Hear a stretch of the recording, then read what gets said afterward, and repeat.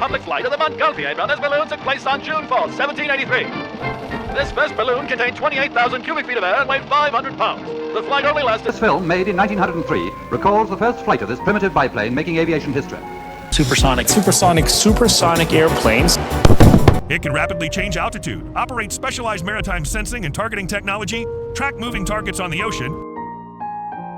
Ogummaa balalii yeroo jaarraa tokkitti keessatti mukaa fi huccuurraa ka'ee fooyya'aa deemuun sadarkaa walxaxaa dhaabbataa of danda'aa fi hanga hawaa daawwachuu danda'utti guddate.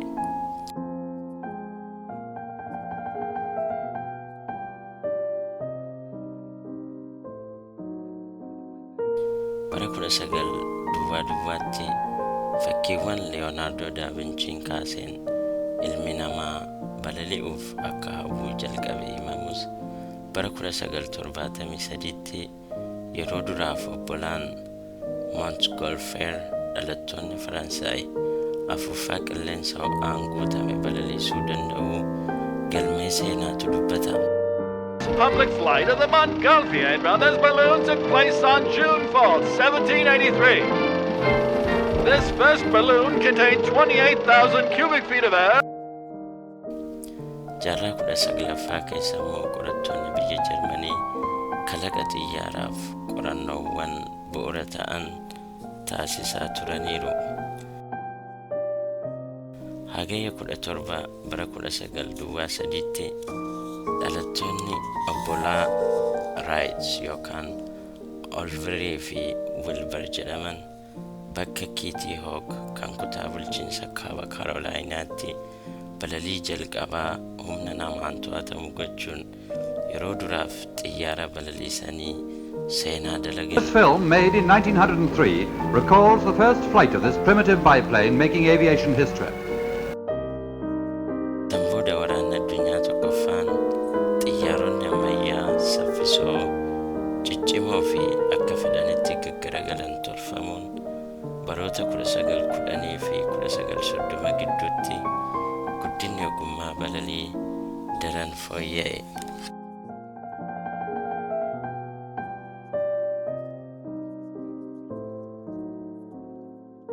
Baroota 1940 fi 1960 gidduutti immoo kalaqa ogummaa raadaaraa fi dhiibbaawwan waraanni addunyaa lammaffaan godheen jijjiirama guddaa seenaa balalii keessatti uumameen barichuu bara jettii jedhamuun moggaafame. Be a golden era for air travel. Waggoota 20 itti aananiin jechuunis baroota 1960 fi 1980 gidduutti sadarkaan guddina balalii gulantaa olaanaa hawaa abuuruu fi isaafis wal dorgomuurra gahee ture. Bara 1976tti xiyyaarri Concorde yookaan supersonic jedhamu kalaqamee ture. 59, a new supersonic airliner twice as fast as current airliners. Bara 1990 hanga ammaatti kalaqoota akka GPS yookaan Global Positioning System dabalachuun sadarkaa xiyyaarota nammaleessaa yookaan drone gahuun saffisa ajaa'ibsiisaan guddachuutti argama. Dimshaashumatti guddinni ogummaa balalii yeroo yartuu keessatti sadarkaa olaanaarra jiraachuutu mul'ata. Thousands of glowing drones synchronously soared into the air, drawing giant three-dimensional figures.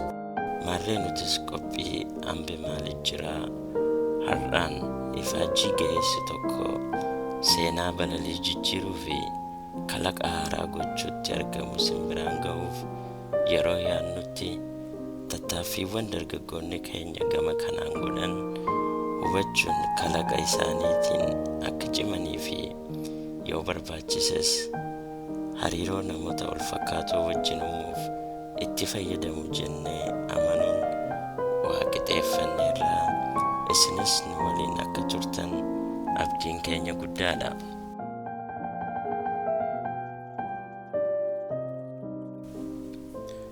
Tim Ventura jedhama.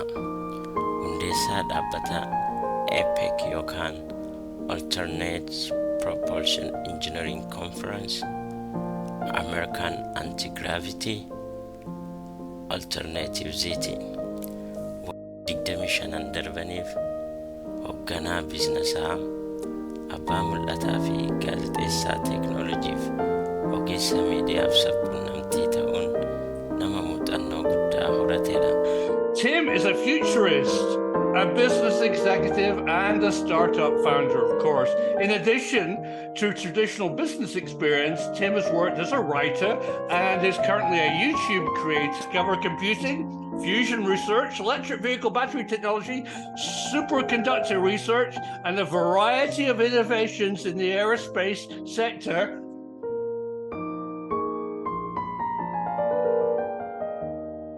APEC is the Alternative Propulsion Engineering Conference.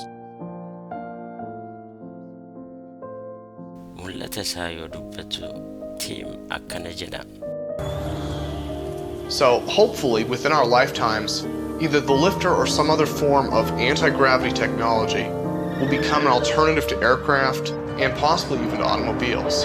And if it does, I'd like to be part of that industry. bara jireenya kootti teeknooloojiin liftarii yookaan humna antigravity biraa xiyyaarotaaf yookaan konkolaataaf illee akka filannootti akka dhiyaatu abdiin qaba.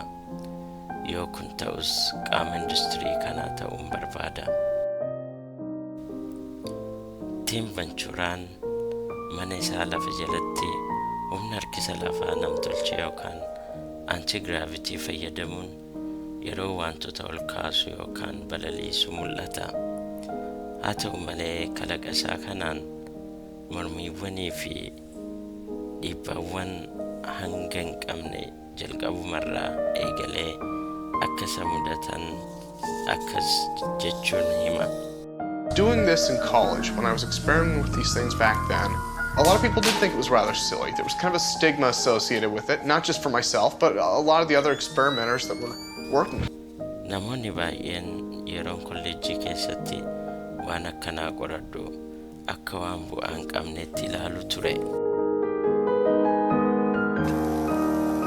There's a lot of debate surrounding the lifter and how it works precisely. I believe that there are two effects involved. Well, ion wind is definitely a component, and the ions actually are only traveling from the wire to the foil, but they're moving enough air with them as they travel to actually create a net aerodynamic effect.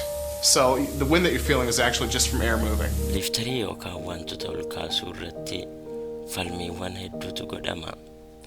akkana ni amanutti dhiibbaawwan lamatu hojiirra oola. ayooniin qilleensaa qabiyyee tokkodha. ayooniin qilleensaa shiboo yookaan haada keessaan gara alumineemii kanaa yaa'uun dhiibbaa aerodynamicsii uuma. kanaafuu qilleensi nutti dhagayamu kun qilleensa yaa'uudha. Technology requires a high voltage air gap, and this Cockcroft-Walton voltage multiplier essentially provides 50,000 volts of energy for the lifter to be powered from. Teknooloojiin kun garaagarummaa qilleensaa voltii guddaa barbaada. meeshaan kun yookaan Cockcroft-Walton voltage multiplier akka doonii irraa ka'uuf anniisaa voltii 50,000 kenna. A few people had written back and said, well, you guys are holding it up with thread. It's obvious from looking at it. I always found that really humorous because we're not holding it up with thread, we're holding it down with thread. The tethers are there because we have an off-board power supply. The power supply is usually 2 to 3 feet off to the left or right. The reason being the power supply is just too heavy. The lifter's not efficient enough to lift it. namoonni muraasni haadaan ol qabdan jedhanii barreessu. kana ilaalanii iyyuu ni argu. nuti haadaan gadi qabne malee ol hin qabne. faa wanni fayyadamneef maddi anniisaa guddaa waan ta'eefi fiitii lama yookaan gara mirgaa yookaan bitaa waan jiruufi kanaafuu wanni ol kaasu gahaa waan hin taaneefi.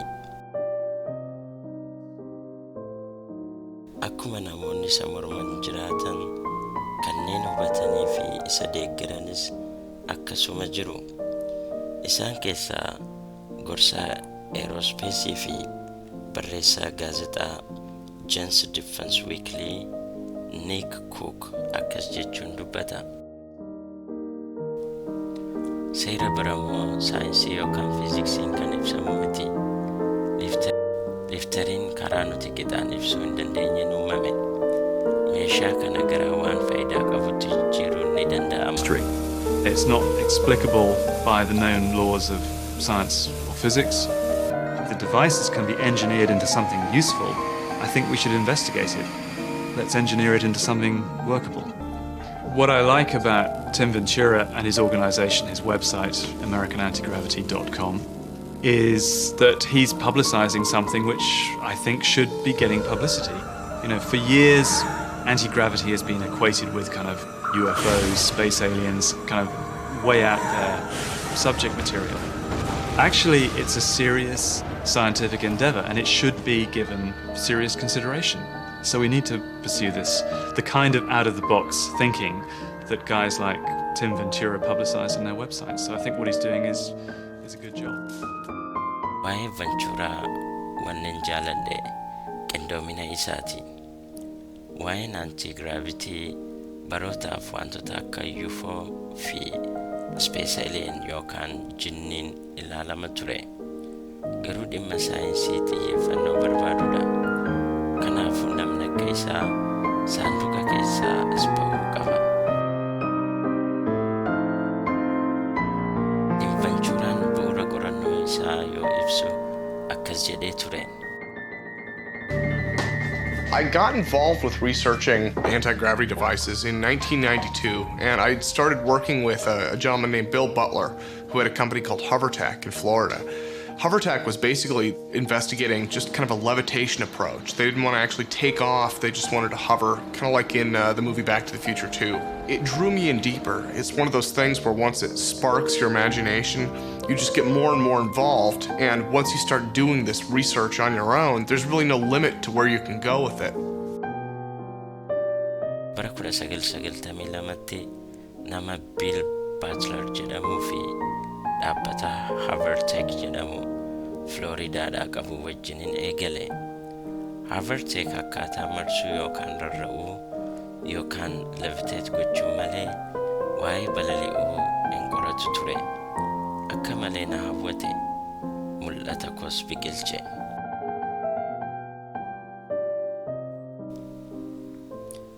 Maarree nutis dargaggoonni keenya danqaa isaa mudatu yookaan mudachuu maluuf gurra soon kennin wantoota haaraa rakkoo uummataa furuu danda'an irratti xiyyeeffachuun dandeettii waa uumuu isaanii akka gabbifatan dhaammachaa Tim Venturaa fi hunda keessaniifuu carraa gaarii jechaa qopheessitoonni Ambi Maali Jira miidiyaa Himi hanga yeroo biraa walitti deebinutti nagaa fi jaalala isin